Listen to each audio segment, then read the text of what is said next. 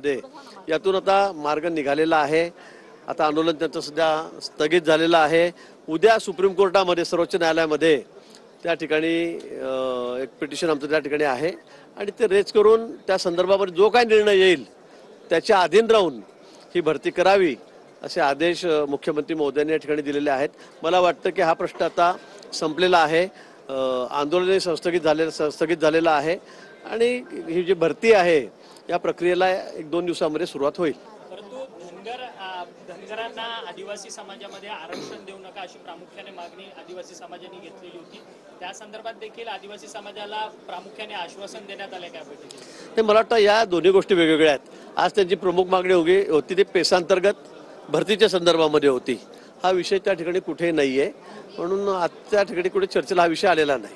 परंतु आदिवासी सर्व लोकप्रतिनिधी म्हणत होते की खरं तर मुख्यमंत्री धनगरांना आरक्षण देण्याच्या संदर्भात सातत्याने बैठकांचं सत्र घेतात त्यांच्यासाठी। बघा, सगळ्यांचा अधिकार आहे। बैठका कुणी एवढा मोठा समाज ज्याला म्हणतो आम्हाला ऐकून घ्या, आम्हाला न्याय द्या, बैठक घ्या, तर मुख्यमंत्री मोदी असतील, उपमुख्यमंत्री किंवा त्या खात्याचे मंत्री असतील यांना बैठकी घ्याव्या लागतात, त्या घेतल्या पाहिजे। पण या संदर्भामध्ये ज्यांना ज्यांना न्याय द्यायला पाहिजे ती न्याय देण्याची भूमिका शासनाची आहे।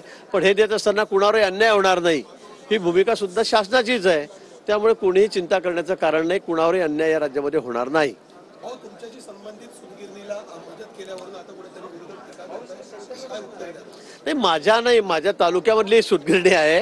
आता खरं म्हणजे कापूस उत्पादक सगळ्यात मोठा भाग हा आमचाच आहे, हा खानदेश आहे। विशेष करून जळगाव जिल्ह्यामध्ये रावेर यावल तालुका सोडला तर केळी उत्पादक जास्त आहेत। तर मला असं वाटतं की सर्वाधिक कापूस हा मराठवाड्याची बॉर्डर आमची आहे, विदर्भाची बॉर्डर आमची आहे आणि आमचा तालुका किंवा आमचे 3-4 तालुके या ठिकाणीच होतो। आणि एखादी सूतगिरणी जर त्या ठिकाणी काढली तर त्यात अडचण काय?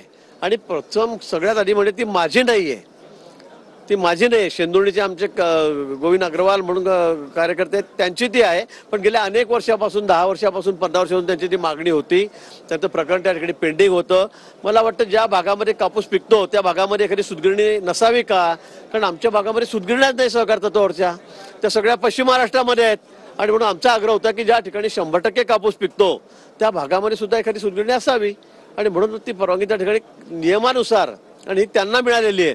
पण उगाच बिल माझ्या नावावर फाटतंय, गिरीश महाजनांना परवानगी, मला हेच कळत नाही। मी तिथे कुठेही नाही आहे किंवा माझे कुटुंबीय तिथे कुठेही नाही आहेत। पण गिरीश भाऊ विरोधक म्हणतात वित्त विभागाचा विरोध डावलून या सगळ्या सूतगिरणीला जो आहे तो पैसा जो आहे तो देण्यात आपण तपासून बघा, अजून पैसे देण्याचा प्रश्नच नाही आलेला नाही। फक्त कॅबिनेटमध्ये परवा मंजुरी मिळालेली आहे।